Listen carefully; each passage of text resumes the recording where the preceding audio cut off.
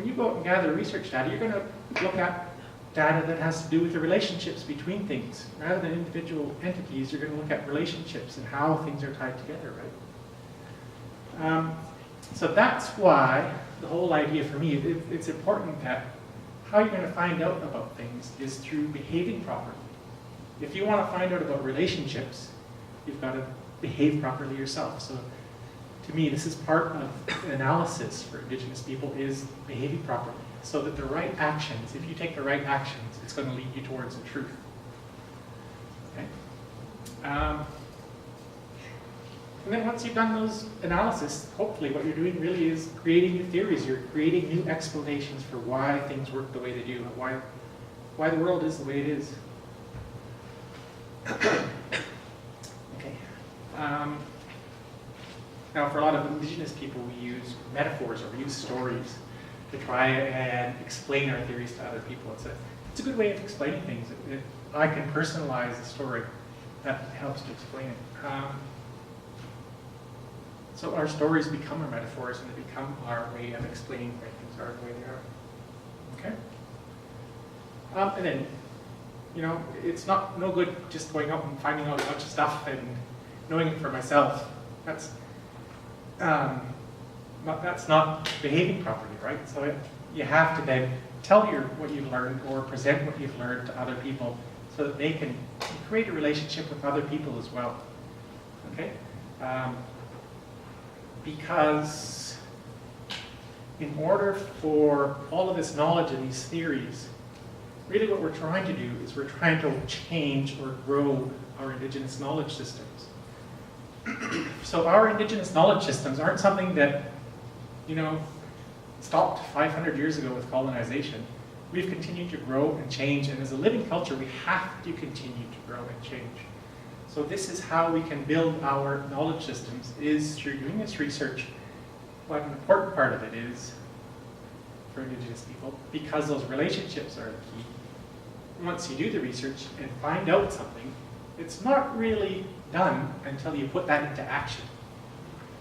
Okay, so it doesn't become wisdom until you implement it. It doesn't become part of our science until you figure out how to put it into action in the community. Okay, the next one.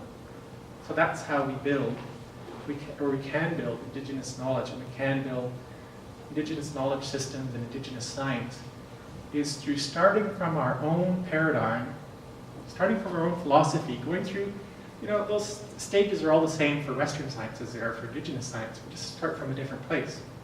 But if we start from our own place and go through that system, then we can build our own knowledge systems. Then when we're doing science, it just becomes a matter of Indigenous science. So we're finding out about Indigenous ways of knowing things, rather than if we do things from a Western philosophy to begin with, we could be working on an Indigenous topic. But what we're really doing is building Western people's knowledge of Indigenous topics.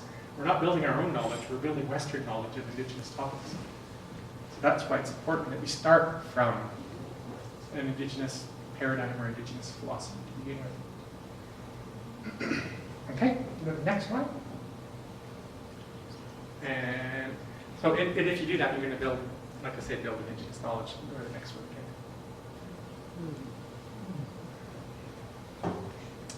So that's how I think that all works. So and if you remember before, I said that we are accountable to all our relations. So if you go to the next one, to me, this is how you maintain accountability. And really, this comes down to it. This is kind of like the heart of my philosophy or my belief system. And people that are familiar with different creation stories will recognize the picture from a couple slides before. It's the concept that we are, who we are is on the back of a turtle, right? So that's why we talk about Turtle Island. But this is, to me, is the heart of the turtle. The heart of Turtle Island is this philosophy. Now, the philosophy for me is sort of best summed up in how we are in relationships, how we behave in relationships. So caring is a big important part of how we should behave. So it's like you don't go through life with a, yeah, whatever attitude, but you care about things. You aren't just there passively observing things. You're caring about things. You care what happens. And if you care about things, then you're going to feel compassionate also. You have to feel compassionate. Like, if you care about things, then when something happens to someone else that's hurtful or good, you feel compassion for them. You feel empathy for them, right? You feel like, yeah, you build that sense of connection, right? And if you care about people and other things and you feel compassionate towards them, then you also